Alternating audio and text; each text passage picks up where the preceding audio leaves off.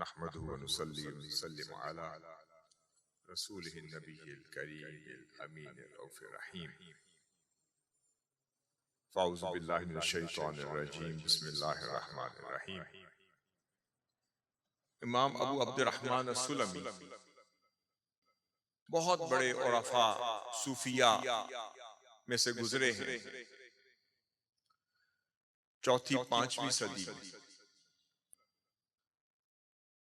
आप अपनी किताब अल-वसिया में एक बहुत खूबसूरत नसीहत और वसीयत अपने तलबा अपने मुरीदीन के लिए फरमाते हैं। वो फरमाते हैं कि ऐ मेरे तालिब, अगर आप सीखना चाहते हो तो मेरी ये बात पल्ले बांध। और वो क्या है? बस यही आज की बात है जो मैं उनकी एक कॉल नकल करने लगा। वो फरमाते हैं हर शय की असल ये है, हर शय की असल और नतीजा ये है कि अव्विद नफ्सका सुहबतल अखयार। फरमाते हैं अपने आप को अहलुल्लाह सुलहा खियार और औलिया की सोहबत में बैठने का आदी बना। अव्वद कहा, ये नहीं फरमाया कि सिर्फ सुलहा औलिया सालिहीन अतकिया की सोहबत में बैठो, बल्कि ये फरमाया अव्वद नफ्स का, औलिया अल्लाह की सोहबत में बैठने का आदी बन जा। आदत क्या होती है? जो चीज जानबूझकर सोचे समझे हुए इरादे के साथ और एक अज़्म के साथ की जाए वो आदत नहीं होती। जो जानबूझकर जानते हुए की जाए वो आदत नहीं होती। आदत क्या होती है कि आप जा तो उधर रहे हो, मंजिल तो वो हो, मगर चलते फिरते घूमते फिरते आप किसी वजह से यहां आ जाए। चले थे उस जानिब, मगर आपकी आदत आपको घुमा फिरा कर अहलुल्लाह की बस्ती में ले आई। आपको पता चला कि यहाँ इल्म का कोई मरकज बना है, अल्लाह वाला आके आबाद हुआ है। आदत यह है कि चाहते हुए ना चाहते हुए बस खुद से आ जाएं तो वो आदत है, और जबरदस्ती की जाए तो वो आदत नहीं है।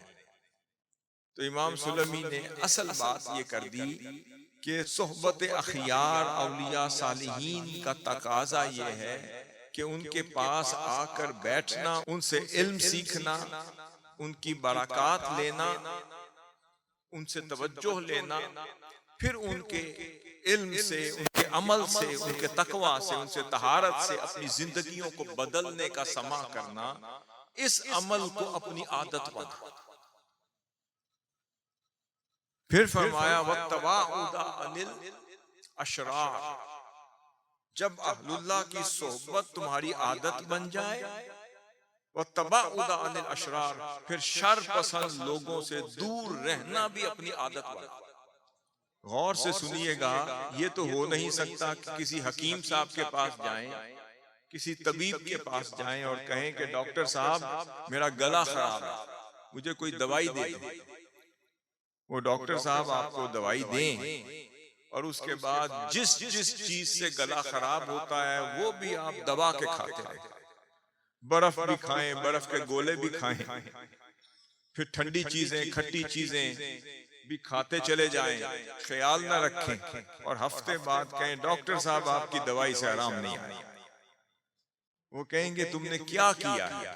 उन्होंने कहा डॉक्टर साहब दवाई भी खाता रहा और जिस वजह से गला खराब हुआ वो भी खाता रहा, तो आपकी तो दवाई में कमाल होना चाहिए। अब कोई सूफी मनिश और अहलुल्लाह की सोहबत में रहने वाला तबीब होगा तो वो आपको जवाब देगा। वो कहेगा कि हाँ, अगर सिर्फ सोहबत में बैठकर और सिर्फ दवा खाकर ही शिफा याबी होनी होती तो अल्लाह रब्बुल इज्जत कुरान मजीद में ये ना कहता कि अनअमता अलैहिम, कि इनाम याफ्ता की सोबत में बैठो, और फिर सिर्फ वही कहता। फिर क्यों कहा कि गैरिल मग़दूबी अलैहिम वलद्दालीन, कि जब इनाम याफ्ता की सोबत में बैठो तो उस वक्त तुम्हें इनाम याफ्ता औलिया सालिहीन, अंबिया, सिद्दीकीन, शुहदा और सालिहीन की सोहबत तब काम आएगी जब गजब याफ्ता लोगों की सोहबत से बचते रहोगे। वह अगर मेरी दवा से तुझे आराम आना काफी होता और परहेज की जरूरत ना होती तो फिर अल्लाह रब्बुल इज्जत भी तुझे परहेज का नुस्खा ना थमाता। अल्लाह ने कहा कि आओ, बंदा कहता है इहदिनस सिरातल मुस्तकीम, के मौला सीधा राह दिखा, सिरात मुस्तकीम दिखा। तो बंदा कहता है मौला मुझे तो पता नहीं, तू ही मुझे पहुंचा दे या किसी के हवाले कर दे। तो अल्लाह ने कहा अगर तू इतने जोगे होता तो खुद पहुंच जाता, अगर इस काबिल होता तो सिरात मुस्तकीम पर होता। अब जो मुझसे पूछ रहा है तो खुद तो तू पहुंच नहीं सकता, तो पता चला फलां बस्ती में अगर कोई सुलहा इनाम याफ्ता बंदे अल्लाह वाले आबाद हो जाएं तो इनाम याफ्ता की बस पैरवी करते रहे। फिर क्या कर, उनकी नकल कर। समझ लें क्या करें, हमें तो इतना इल्म नहीं। आप कह सकते हैं ना जवाना बंगला वाले, ना इतना इल्म है, हम तो अनपढ़ हैं, यही कहेंगे ना। अभी तो बहुत पढ़े लिखे हैं यहाँ पे माशाल्लाह, मगर हम तो अनपढ़ हैं, हम तो दस्तखत मुश्किल से करते हैं, हमें तो लिखना पढ़ना नहीं आता, तो हम कैसे पढ़ेंगे, वो कैसे पहुंचेंगे। फरमाया हाँ, अनअमता अलैहिम उनके लिए है जिनको लिखना पढ़ना ना आता हो, सिर्फ दिल की स्लेट साफ करके किसी अल्लाह वाले के दर पे चले जाएं और अपने आप को हाजिर कर दें, फिर जो वो उस स्लेट पे लिखते चले जाएं वही तेरा इल्म बन जाए। अनअमता अलैहिम की सोहबत के लिए इल्म नहीं चाहिए, पढ़ा लिखा नहीं चाहिए, डिग्रियां नहीं चाहिए, कोई वकील, तबीब, डॉक्टर, कोई इंजीनियर नहीं चाहिए। अल्लाह को क्या चाहिए? आक़िल सल्लल्लाहु ने फरमाया अल्लाह ताला तुम्हारी शक्लों को और तुम्हारे जिस्मों को नहीं देखता, तुम्हारे लिबास को नहीं देखता, फिर किसको देखता है? वो तुम्हारे जिस्म के अंदर छुपे हुए उस दिल को देखता है और उसमें की जाने वाली नीयत को देखता है, तुम्हारे इरादे को देखता है, तुम्हारी नीयत को देखता है, तुम्हारे दिल की कैफियत को देखता है। फिर सैयदना ईसा अलैहिस्सलाम का कौल है जो इमाम गजाली ने अपनी किताब अय्युहल वलद में नकल किया है। कहाँ किया है? अय्युहल वलद में नकल किया है। गौर से सुनिएगा, वो फरमाते हैं कि जब मैयत को उसके घर से जनाज़गाह तक ले जाया जाता है तो अल्लाह रब्बुल इज्जत उस मैयत से 30 सवाल करता है, और उनमें से एक सवाल ये करता है कि ऐ बंदे, तू सारी जिंदगी अपने उस चेहरे को सजाने में, खूबसूरत बनाने में, उसकी ज़ेबो आराइश में लगे रहे जो दुनिया ने देखी। ऐ बंदे, जो तेरा चेहरा आज मैंने कब्र में देखना था, उसके लिए उसको सजाने में, उसको खूबसूरत बनाने में तूने तो एक लम्हा भी बसर न किया। फिर वो बंदा जब कब्र में जाएगा, फरिश्ते हिसाब किताब करके उसके आमाल का जायजा लेकर, और जब उसको तराजू पे तोल कर जब उसका फैसला कर रहे होंगे, उस वक्त जब समझ आएगी कि हाँ, काश मैं कोई नेक अमाल करके आता तो आज मैं बच जाता, वो बंदा उस वक्त कहेगा फरिश्तों मुझे वापस जाने दो, फरिश्तों मुझे वापस जाने दो। उस वक्त इमाम गजाली फरमाते हैं फरिश्ते रोक कर कहेंगे या अहमक, किधर जा रहे हो? अंत मिन हुना का तजीऊ, अभी अभी तो तू दुनिया से आया है, अब क्या करने जा रहा है?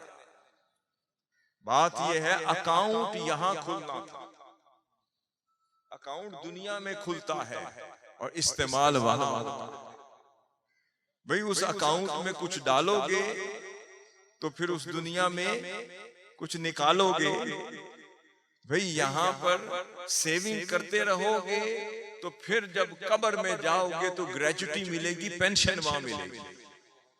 अगर ना कमाया, ना काम किया, ना सरकार की नौकरी की, यहां भी सरकार की नौकरी करते हो, अगर उस सरकार की नौकरी की होती और सेविंग अकाउंट में कुछ अमाल डाले होते, कुछ अहवाल डाले होते, कुछ खिदमत खल्क के मामलात डाले होते, कुछ लिल्लाहियत के आसार डाले होते, कुछ लिवजहिल्लाह के नकूश डाले होते, खिदमत इंसानियत का कोई हिसाब किताब डाला होता, कुछ उस दुनिया की करेंसी भी डाली होती, कुछ खशियत इलाही, खौफ इलाही, तकवा, तहारत, इल्म, खिदमत इल्म और कुरान की निस्बत का कोई अजर डाला होता और निस्बत मुस्तफा सल्लल्लाहु अलैहि वसल्लम का कोई असर डाला होता, तो आज तेरा अकाउंट ऐसे होता कि तुझे फिर अलल अराइकी, फिर सोफों पर बिठा कर फरिश्ते कह रहे होते, आज तू बैठ, हम तेरी खिदमत करेंगे, वो जो तू कमा कर आया है खुदा ने तेरी पेंशन लगा दी। आपको समझ आ रही है ना? पेंशन तो समझ आ गई और ग्रेचुटी भी समझ आ गई। भाई आप जब सरकार की नौकरी करते हैं, 40 साल नौकरी की, 60 साल नौकरी की, वो सरकार आपकी सेविंग अकाउंट में वो जमा करते रहे, कटौती होती रही, पैसे जमा होते रहे, फिर एंड पे कोई पेंशन लगा दी, फिर आपके टोटल पैसे जमा करके हिसाब किताब करके आपको पेंशन लग जाती है। कहते हैं अब बाबा जी बड़े आराम से घर में बैठो, ये 15, 20, 40 हजार तुम्हारी पेंशन लग गई और ये लमसम ग्रेचुटी मिल गई, ये किसी कारोबार में लगा लेना। अब अल्लाह ने दुनिया और आखिरत का निजाम भी इसी तरह रखा है। फरमाया यहाँ सिर्फ फैसला कर लो कि किस सरकार की नौकरी। अगर गुंबद खजरा और काली कमली वाली सरकार के नौकर बनना है उसका तकाजा और है, और अगर इन जिनको वोट देते हो, जिनको वोट देते हो और गली मोहल्ले की नालियों की खातिर और चंद पैसों की खातिर जमीन बेचकर जिनकी सारी जिंदगी खिदमतें करके भी फिर धक्के खाते हो, मिलता भी कुछ नहीं। मिनहाजुल कुरान क्या कर रहा है, रफाकत क्या दे रही है? फरमाते हैं मुझे कुछ नहीं चाहिए। शेखुल इस्लाम जिनकी सालगिरह मना रहे हैं वो फरमाते हैं मुझे कुछ नहीं चाहिए, मुझे तो ये चाहिए कि मिनहाजुल कुरान की आदत पैदा कर, मिनहाजुल कुरान की खिदमत की आदत पैदा कर लो, मिनहाजुल कुरान का इदारा बन जाए, वहां आया जाया करे, अल्लाह का घर आबाद हो जाए तो 5 वक्त की नमाज तो बनती है ना, उसमें सिर्फ मुसल्ले पर आकर खुदा के हुजूर खड़े हो जाया कर। कोई पढ़ाने वाला आ जाए तो अपने बच्चों को भेजा करो, कुछ अपना कुरान सीधा कर लो, कोई हुजूर की बातें सीख लो, कोई हुजूर की सीरत सीख लो, हुजूर अलैहिस्सलाम की बारगाह से अखलाक सीख लो, कोई किरदार सीख लो, कोई अपने जाहिर और बातिन को उजला कर लो। अब ये ना समझो कि मिलेगा कुछ नहीं, नहीं, फर्क इतना है कि हुजूर जिसे अपना बना लेते हैं फिर वहां उसे पहुंचाने की जिम्मेदारी भी हुजूर की। मिनहाजुल कुरान तोड़ पहुंचाने की तहरीक है, मोड़ पे छोड़ने वाली तहरीक नहीं है। जब पकड़ लिया जिसका हाथ तो फिर तोड़ चढ़ाने वाली तहरीक मिनहाजुल कुरान है। मिनहाजुल कुरान के साथ जुड़ने का मकसद ये है कि अव्विद नफ्स का सोहबत अल अखयार, तो मिनहाजुल कुरान सोहबत अखयार बन गई। मिनहाजुल कुरान की रफाकत सोहबत औलिया है, सोहबत अखयार है। मिनहाजुल कुरान की खिदमत करें, हुजूर कमली वाले सरकार से जुड़ जाओ, आक़िल सलाम के अखलाक से जुड़ जाओ, हुजूर के अहवाल से जुड़ जाओ, आक़िल सलाम की सीरत से जुड़ जाओ, आक़िल सलाम की अहादीस मुबारका से जुड़ जाओ, फिर अल्लाह से जुड़ जाओ, अल्लाह के महबूब से जुड़ जाओ, कुरान से जुड़ जाओ, इल्म से जुड़ जाओ, खिदमत इंसानियत से जुड़ जाओ, और फिर अखुवत से जुड़ जाओ, फिर अल्लाह के बंदों से जुड़ जाओ, और जो अल्लाह के बंदों की खिदमत में लग जाता है खुदा उसके काम खुद अपने सपुर्द लेते हैं। ये मिनहाजुल कुरान की तालीमात है और यही शेखुल इस्लाम चाहते हैं। आखिरी बात कर रहा हूं और यहां से यही सबक लेकर जाएं, अगर उस दुनिया में पेंशन चाहिए तो इस दुनिया में सरकार मदीना के नौकर हो। तो नौकर तो होना है, बस इस सरकारी नौकर नहीं, उस सरकार के नौकर हो जाओ, ताकि तुम्हें वो पेंशन लग जाए। जब जन्नत में जाओ, आंख खोलो तो फरिश्ते कहें इसका अकाउंट तो पहले से भरा हुआ, इससे क्या पूछना। यही मिनहाजुल कुरान की निस्बत है। इसको समझें, इस पे चलें, इसे संभालें। और ये इदारे बनाने का मकसद ये नहीं है कि ये आपने सिर्फ प्लस्तर और ईंटों और गाड़े के साथ और गार्डर के साथ ये इमारतें बना ली, नहीं। इन इमारतों को आबाद करके इसमें नूरे खुदा लोगों के दिलों में मुंतकिल करना मिनहाजुल कुरान का मकसद है। नूरे इश्क मुस्तफा लोगों के दिलों में मुंतकिल करना मिनहाजुल कुरान का मकसद है। कुरान का नूर लोगों के दिलों में, बच्चों के दिलों में पहुंचाना क्या है? बाकी सब कुछ यहाँ रह जाना है। और जो यहाँ पर उस सरकार की खिदमत में जो कमा लिया वही काम करना है। अल्लाह रब्बुल इज्जत आपका हामी नासिर हो। अमा अलैना इल्लल बलागुल मुबीन।